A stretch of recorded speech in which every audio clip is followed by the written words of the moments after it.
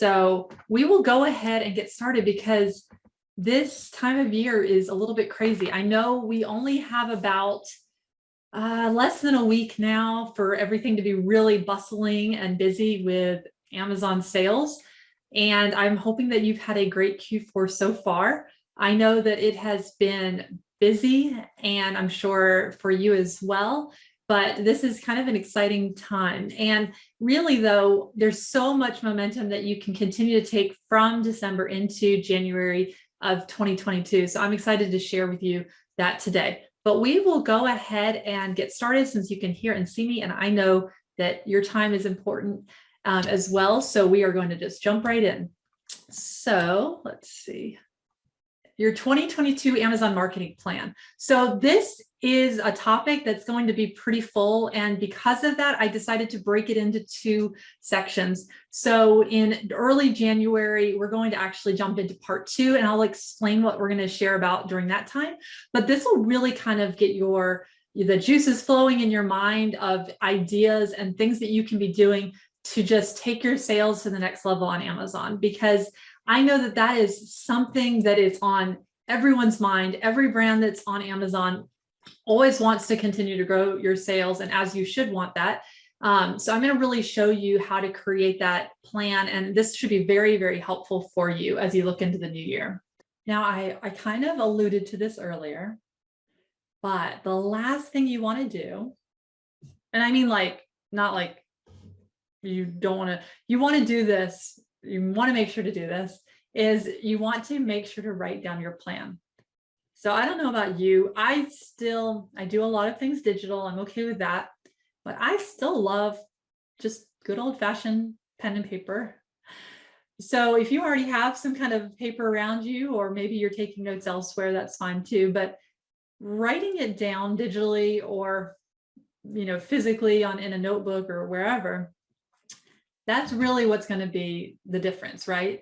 So specific things that I want you to write down right now would be, if this is going to be a focus for maybe the next month or even the next first quarter, who's going to be responsible for those metrics to make sure you're actually making progress. So let's say most likely one of yours is a sales goal of, I want to reach X number of sales on Amazon in the month of, or in the first quarter. And you have a number in mind. And I think by the quarter would probably be a really good focus. So let's say I want X number of sales in this quarter. Then you have to think of, is it you or is it someone else? But who's going to be responsible for checking the metrics to make sure that you made progress or that you hit that goal, right? If you don't have someone really assigned to it, or if you don't even assign it to yourself, if you need to, if you're responsible for that, that's okay too. But just make sure to note that, like put your own name by that if that's something that you're responsible for. The next thing is to think about is who will be rolling out the strategies, for instance. Like let's say you're trying to get new repeat buyers as an example, like because you want to build your customer base. We've talked about this more recently. What is that specific strategy and who's responsible for that? So one person's going to be tracking it, and the same person could be also implementing it. So doing the actual plan and the idea and the strategy. And based on those, for the next quarter or so, like what are you wanting to add? So think through that.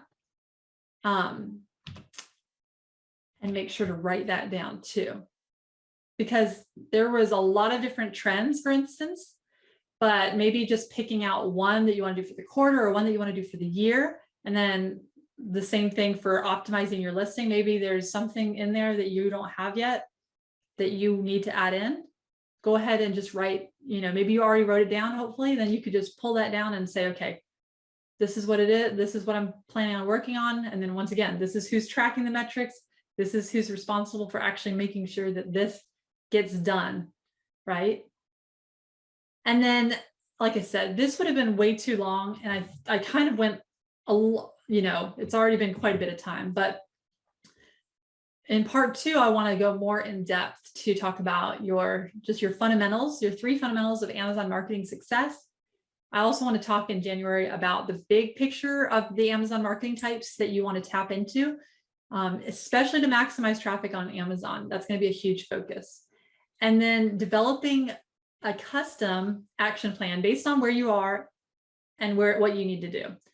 And this is something that you're going to always hear me say if you've, attended any of these. I'm always talking about making sure it's custom to you and to your brand and to your products. Because if you're not doing that, someone else's plan may not be the best one for your brand, right? You know your customers really well, you know your products really well. Discussing it with your team or discussing it with other people to say, okay, this is what I'm thinking. Is this what you'd recommend? That's going to be really helpful.